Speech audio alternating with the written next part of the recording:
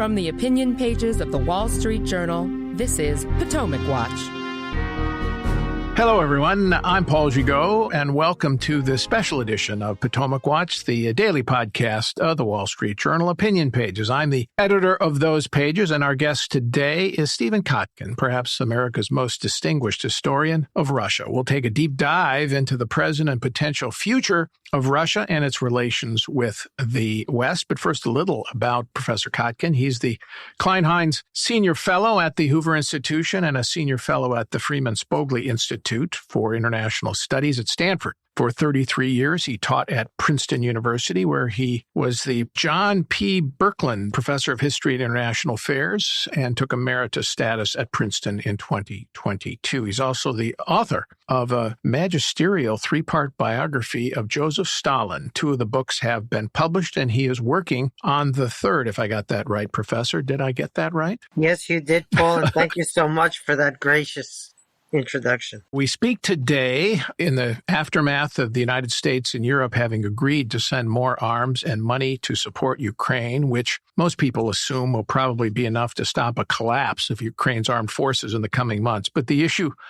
of Vladimir Putin and his designs on Ukraine and what he wants for the future of his country and Europe remains. First, let me ask you about a little recent history. If we go back 25 years or so, when Putin became Russia's president, every American president then and since, George W. Bush, Barack Obama, Donald Trump, and even Joe Biden to some extent, have tried in some way to engage with Putin and come to some kind of accommodation. What did we get wrong about Putin? You know, Paul, diplomacy is absolutely critical.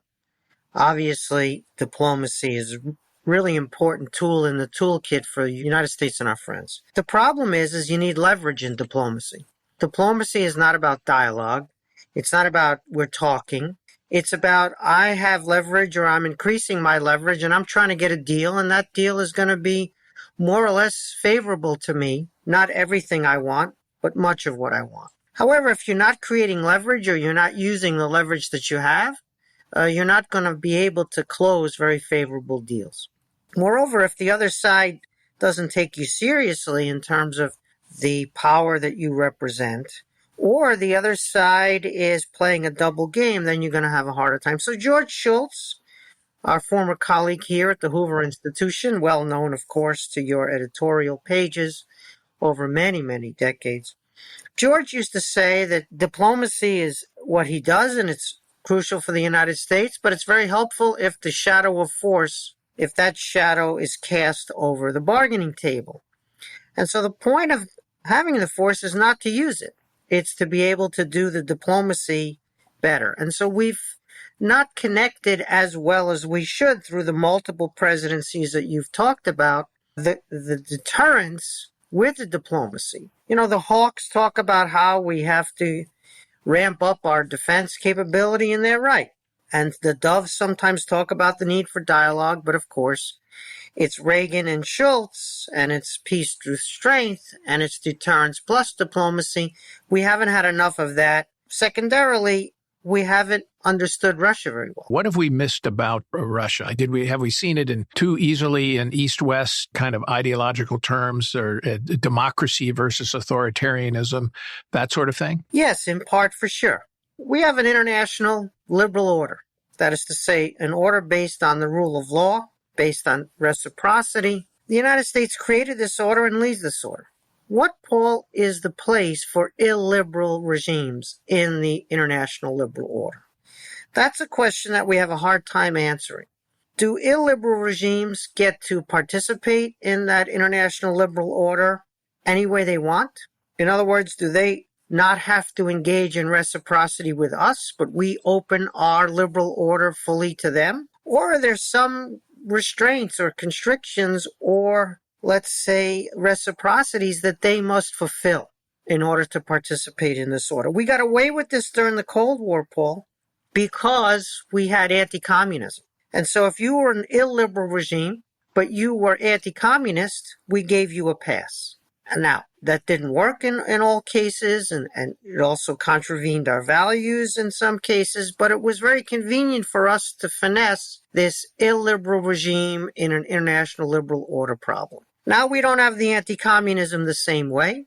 There are a lot of illiberal regimes. They fear the international liberal order as a threat to the existence of their regime. So how do we manage these illiberal regimes? That goes for Russia, that goes for China, that goes for Iran, and you could name the rest. It is a dilemma, but we could see if you look over the history of the last generation, 25 years, that there were signals that Putin was sending about his designs. There was the intervention in Georgia in 2008. There was the capture of Crimea in 2014. If the West had responded differently to those, had been signaling more strength, as you suggest, do you think that that would have influenced Putin at all and changed his behavior and we wouldn't end up where we are today? It's hard to know.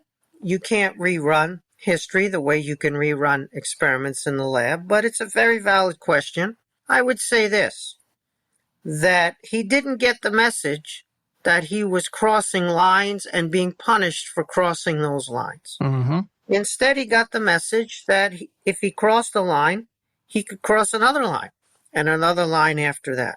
Again, the price goes up. The longer you wait to mount a challenge to those who are crossing your lines, the higher the price potentially, which is, of course, one of the reasons why the bipartisan bill of foreign aid for Ukraine and our other friends was so important. But you need a definition, you need an understanding of where you want to go. You need to explain to the people, after all, foreign policy in a democracy is only as good as the populace understands it to be. You need to explain to your people where you're going with this. And so what is the end game, or at least what is the preferred outcome? Wiping Russia off the face of the earth is not a possible outcome. They've in fact collapsed twice as a major state, and they're still there. Mm-hmm. And so learning to live with Russia is necessary, just like learning to live with China. Sometimes I call it sharing the planet with Russia. So the question is, Paul, what are the terms for sharing the planet?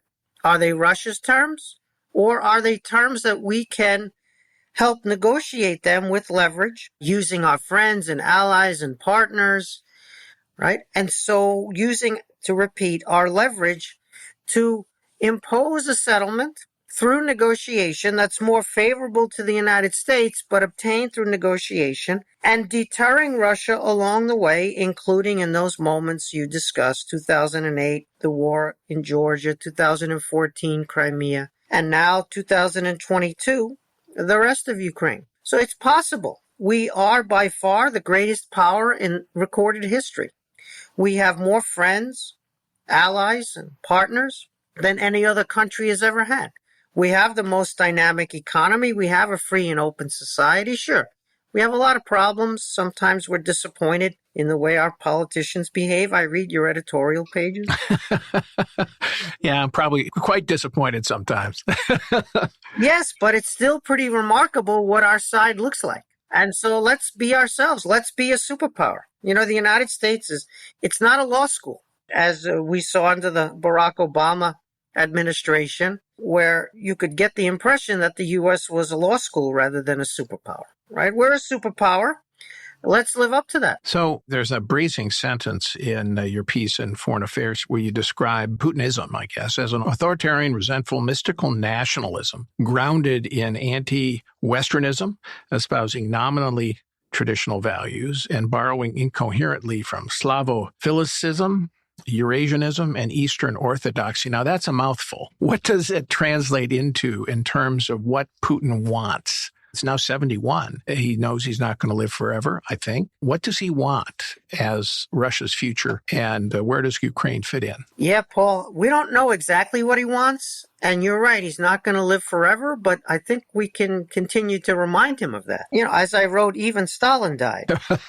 Yes, right. Right? So this is his problem. Our challenge is we don't know what to do with illiberal regimes in our international liberal order. Their challenge is they don't know how to survive as illiberal regimes in an international liberal order. Putin's number one goal is survival of his regime. And every day for an authoritarian regime is existential. They don't have a succession mechanism. And so if the leader gets sick, if someone picks up a bus in the Kremlin and hits him over the head with a bus, he gets hit by a bus, he could go, and then what? And so their regime, where they're afraid of their people, They don't trust their people. They impose censorship. They rig elections, or they fake elections, or they have choiceless elections. That regime is dedicated to its own survival, come what may. And so for us, we need to put them on notice that their regime's survival is not something that we're going to take for granted or we're going to facilitate necessarily. You want your regime to survive? Fine. We want behavior modification of you in the international order. In other words, their great vulnerability is our opportunity. Now, I don't think you're saying we need a policy of regime change, which was probably unrealistic in any event, but it does suggest setting up certain red lines, even if you don't call it a red line, just certain kinds of behavior that is unacceptable, presumably invading other countries, for example. Well, 24/7, they accuse, in Russia as well as in China, the United States of promoting regime change in both places. We're accused of the crime. We're nothing but accused of the crime. And then we announce publicly that we're not engaging in regime change. So we take off the table our greatest strength and their greatest worry, and they accuse us of it anyway. So in my view, regime change, like you said, is not an easy or realistic goal. But how about covert and overt policies that promote alternatives in their political space? You see, authoritarian regimes can fail at everything, and they often do fail at everything. As long as they succeed at one thing, they can survive. And that one thing they have to succeed at is suppression of political alternatives. If they suppress all political alternatives, the opposition, domestically, if they force it into prison or force it into exile, if they control the information space entirely, the public sphere, if they control elites by doling out favors or withholding favors, in other words, if they control the possibility of political alternatives, they can lose wars and still survive. Our goal ought to be cultivation of the possibility of political alternatives in their space. They should know and be afraid of their public sphere being penetrated. They should know and be afraid of that there are alternative views of their own citizens, of how they'd like that society to be organized and that political system to be organized. They should have a more robust private economy, because a private economy means you don't control the life chances of your citizens the way you would want. And so we can encourage across the board through various policies. We've done this before in many cases, and we did it throughout the Cold War, of promoting dissent, of penetrating their information space, of encouraging their private sector, and much else that we could talk about. So it's short of regime change. Right? We're not sending people to do things against their regimes like assassinations that they do. We don't want to become like them while standing up to them. That was one of George Kennan's principal proposals. Don't become like them in standing up to them in the Cold War when he initiated the idea of containment. But there's a lot of stuff we can do, and yet we're afraid to do it. We think it's escalatory. We take it off the table. We try to say, look, we're not engaging in color revolution, meaning an attempt to spur opposition. We're not engaging in regime change. And there they are 24/7 accusing us of that very act. And so, okay, let's live up to those accusations in some ways and promote political alternatives in their face and in their space. We're going to take a break, and when we come back, we'll talk more about what Vladimir Putin is looking for in Ukraine when we come back. Welcome back. I'm Paul Gigot here with Potomac Watch, talking with Professor Stephen Kotkin, Russian historian, senior fellow at the Hoover Institution. Okay, in dealing with Ukraine, let's assume, for the sake of argument, that there is a peace deal of some kind, which you suggest will probably be negotiated, one that will have to be obviously acceptable to both sides. How should the U.S. approach Russia then, not only with Putin, but assuming that there will eventually be a successor? Yeah, Paul, so what we need in Ukraine is some sense of why we're supporting them, what the end game is for us. The American people need to understand why we're doing this and where we're headed. And so this is what I would suggest. The reason we're doing this is because it unifies the West. In other words, if you're talking about your pivot to Asia, if you're talking about standing up to China, it turns out that the pivot to Asia is transatlanticism. It's strengthening the NATO alliance. It's strengthening those formal alliance relationships that we have so that there's no difference between Europe and the United States on China policy. Yeah, very profound point, a point missed by many of the Trumpian strategists. If you want to stand up to China, you need friends, you need partners, you need allies. You don't need the Chinese dividing your side and picking off some of those friends and allies. And so for the Europeans, if Russia's aggression against Ukraine is existential, there are friends and partners, and it has to be existential for us too. Not in the same way, but being on the same side. So that's one point. The other point is, what would be an achievable outcome that would serve the interests of the United States, its partners, and the Ukrainian people? And I would submit that outcome would be an armistice, an end to the fighting, without necessarily a peace treaty that was favorable to Ukraine. By this I mean no Ukrainian recognition of Russian annexation of their territories. So if you can't get them out, you still don't legally acknowledge their possession of those territories. No limits on Ukrainian sovereignty, meaning Ukraine does not sign treaties promising it will never enter into this union or this alliance or that alliance.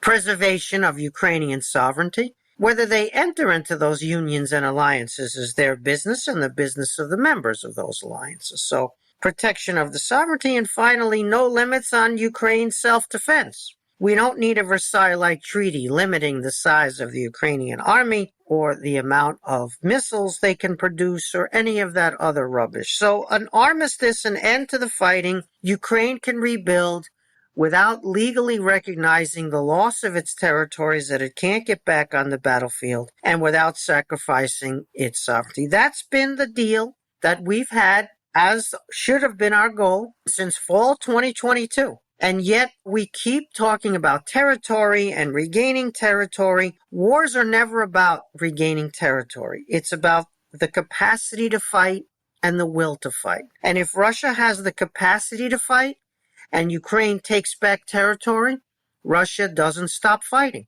Russia can continue the fight. If Ukraine had been successful in the counteroffensive this past summer on the 600-mile front and regained all its territory, it would have obtained a 1,200-mile front because Russia's capacity to fight and will to fight would not have been destroyed. And so we need an armistice. To obtain that armistice, Putin has to feel that his regime is at stake, Paul. He has to feel that the survival of his regime is at stake so that he will choose an armistice on terms that he currently won't accept, but that are favorable to Ukraine in order to preserve his regime. So yes, escalate on the battlefield where Russia is stronger and Ukraine is weaker, but also escalate in the political space where Putin has vulnerabilities and where the West is much stronger. And what does that involve? I guess playing inside Russia, as you described before, trying to create more alternative political space in Russia for alternatives to Putin, putting more pressure on him globally in terms of his standing globally, although he doesn't seem to care much about that. What are you talking about? There are two ways to approach this. One is areas outside of Ukraine where Russia might be vulnerable. We can talk about Syria. We can talk about many other places. We can talk about all the places that we think Russia is vulnerable and that we can apply pressure. Again, the Biden administration says this is escalatory and doesn't do it. But it's willing to escalate on the battlefield, Paul, and give Ukraine more and more weapons that first we said we wouldn't give, and now we're giving. So we're willing to incur the escalation risk on the battlefield in Ukraine where we're weaker, and not escalate outside the Ukrainian battlefield where we're stronger. So there are places around the world globally that Russia is vulnerable. We know that. Our friends in Virginia know that. Our people on Capitol Hill know this well from their own intelligence briefings. But the second point, yes, you're right, is political, meaning promotion of Russians who think that the war in Ukraine is damaging Russia. In other words, there must be Russian nationalists who believe that Russia is being mistreated. They share the resentment of Putin, But unlike Putin, they think that the war in Ukraine is damaging Russia. So we need Russian nationalists who are going to be pro-Russia, anti-West, but also retrench.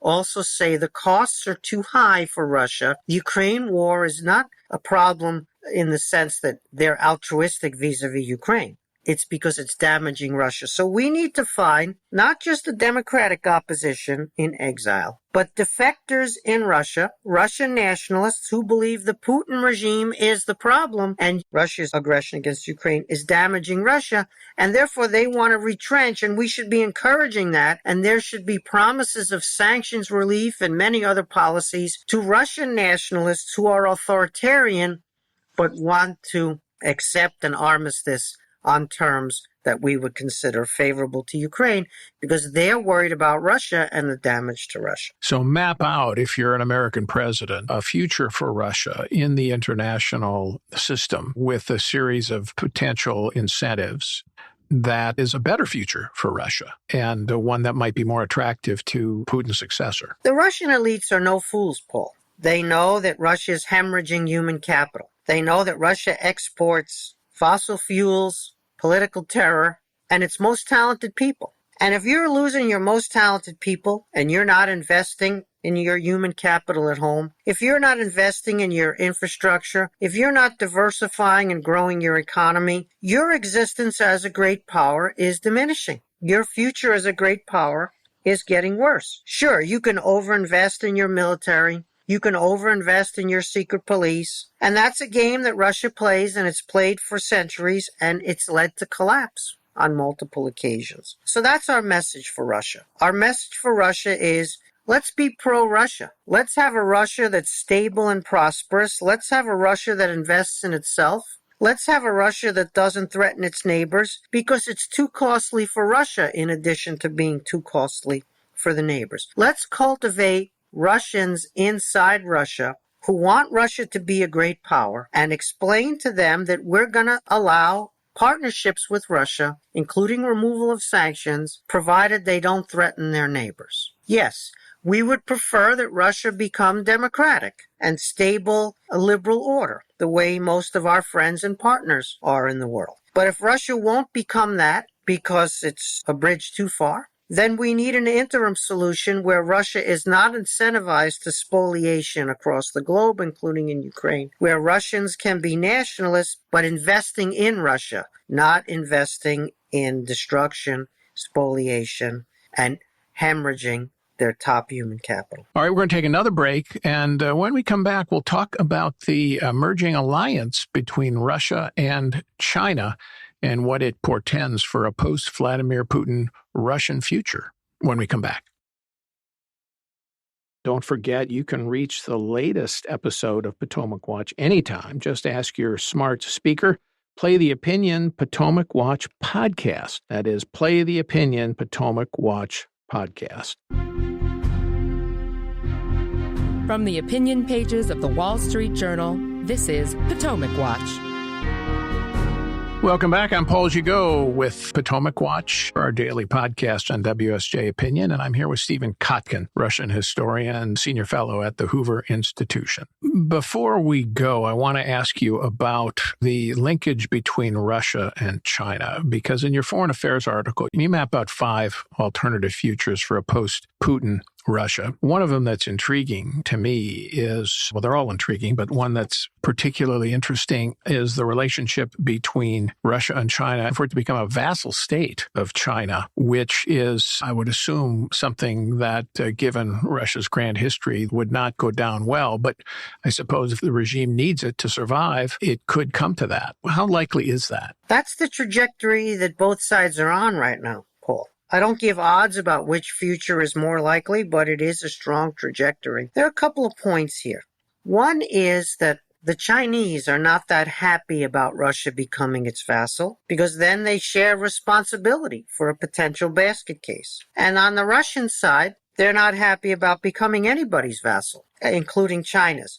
They want to preserve their sovereignty and room for maneuver and sense of being a great power. And so here again is the opportunity with the Russian nationalists who fear for the future of their own country. Becoming a vassal of China is not a preferred outcome for them, and it seems to be a danger of Putin's current trajectory. Now, concretely, what this means is a de facto merger of the defense industrial complex in Russia and China. This has gone to an extraordinary degree, much greater than even people like myself assumed was possible. And that means that Russia and China are sharing the highest end military technologies and, in fact, the potential to produce for each other in peacetime as well as war. The other side of that is potential integration of their militaries in an operational sense. Yes, we see maneuvers where Russia and China participate in military maneuvers. They're almost all in Asia rather than in Europe or elsewhere, and they're almost all geared towards Chinese goals. And so the interesting thing about the military maneuver side is it's extremely one-sided.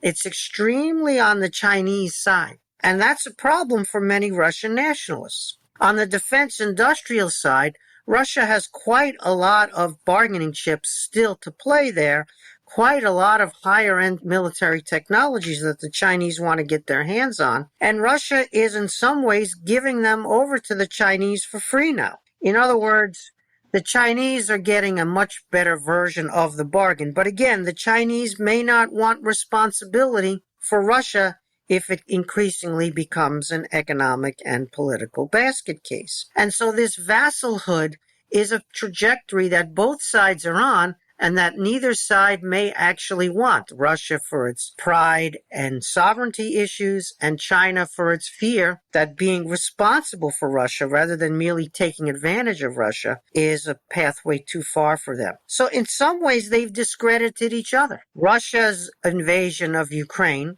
on full scale since February 2022 has cast the Chinese in a negative light. And Chinese support for Russia in that full-scale invasion has cast a Chinese policy in Europe in a negative light. And so in some ways, their coming closer together has helped the U.S. and its friends, allies, and partners understand better what the challenges are. And so I worry more about their two military-industrial complexes sharing too much technology and us not having the defense industrial complex to meet that challenge. Remember, all the people who say, Paul, that they never thought engagement with China would transform China, they all retrospectively now say that they never thought China would become democratic, that they were hedging all along. Well, all those people, you can ask them, Paul, well, how about our defense industrial complex? Did you invest in it along the way? Was that your hedge? How about our supply chains? Are they secure? So I don't think, in fact, that the so-called hedgers, those who now claim retrospectively that they didn't believe China would become democratic, I don't think we can take them seriously looking at our own defense industrial complex and our supply chains. Because if they had been doing that, we'd be in better shape now. Still, again, we have corrective mechanisms, we have the market, we have elections, we have the rule of law. We can fix the mistakes we made. But then again, that's up to the voters to help us out there. It is, and it's certainly a cause that we at the Journal have been pumping for and raising alarms about, particularly the military-industrial base in the United States and our strength to achieve peace through strength. I think we'll have to leave it there. Professor Kotkin, thank you for joining us, Senior Fellow at the Hoover Institution, Russian historian, and author of maybe the seminal biographies of Joseph Stalin. Thanks for joining us. My pleasure, Paul.